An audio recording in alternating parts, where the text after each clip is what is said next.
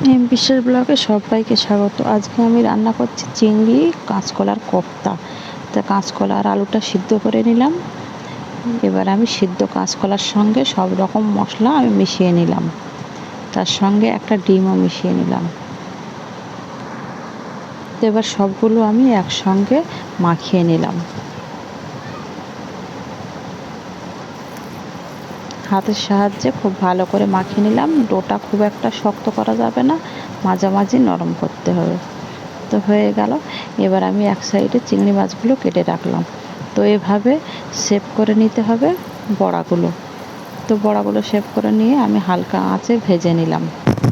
আর এক সাইডে আমি কড়া বসিয়ে দিলাম, কড়ায় তেল দিয়ে নিলাম একটু গোলমরিচ, তেজপাতা ও এলাচ। সেগুলো একটু নাড়াচাড়া করে দিয়ে নিলাম পেঁয়াজ ও কাঁচা লঙ্কাটা। তো ভালো করে পেঁয়াজ কাঁচা লঙ্কাটা ভালো করে আমি ভাজা ভাজা করে নিলাম। এদিকে বড়াটা আমার বেশ লাল লাল করে ভাজা হয়ে গেছে। এবার আমি বড়াটা তুলে রাখলাম। ওই তেলে আমি চিংড়ি মাছগুলো সব ভেজে নিলাম। চিংড়ি মাছগুলো খুব বেশি ভাজা যাবে না, মাঝামাঝি করে ভেজে নিতে হবে। এবার আমি পেঁয়াজটা একটু কষা কষা করে ভেজে নিলাম। এবার আদা বাটা রসুন বাটাটা দিয়ে নিলাম।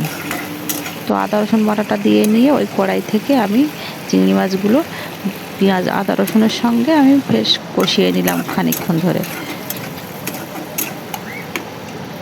তো দিয়ে নিলাম মশলাগুলো, লবণ, হলুদ, জিরে ও ধনিয়া গুঁড়ো ও লঙ্কা গুঁড়ো। মশলাটা দিয়ে আমি বেশ 2-1 মিনিট ধরে খুব ভালো করে কষিয়ে নিলাম অল্প একটু জল দিয়ে। তো জলটা দিয়ে ততক্ষণ কষালাম যতক্ষণ না মশলাটা দিয়ে তেল ছেড়ে দিল। তো মশলাটা দিয়ে তেল ছেড়ে দিল 2 মিনিট পর আমি এবার একটু জল দিয়ে নিলাম।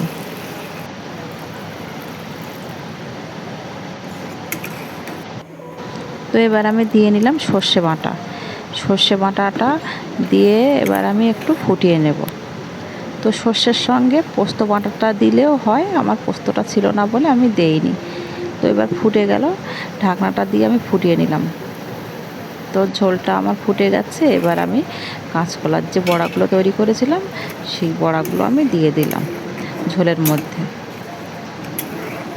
এবার এটাকে আমি 3 থেকে 4 মিনিট আমি ফুটিয়ে নেব ঢাকনাটা দিয়ে। তো 3-4 মিনিট পরে আমি ঢাকনাটা তুলে নিলাম। তো ঝোলটাও অনেকটা মাখা মাখা হয়ে গেছে। এবার আমি ভেজে রাখা জিরে মরিচটা উপর থেকে দিয়ে আমি ছড়িয়ে নেব। তো ভেজে রাখা জিরে মরিচটা দিয়ে নিলাম, দিয়ে আমি বেটে রাখা এলাচের গুঁড়োটা দিয়ে নিলাম। তো এলাচের গুঁড়োটা দিয়ে আমি ঢাকনাটা দিয়ে 1 মিনিট ফুটিয়ে নিয়ে আমি নামিয়ে নেব।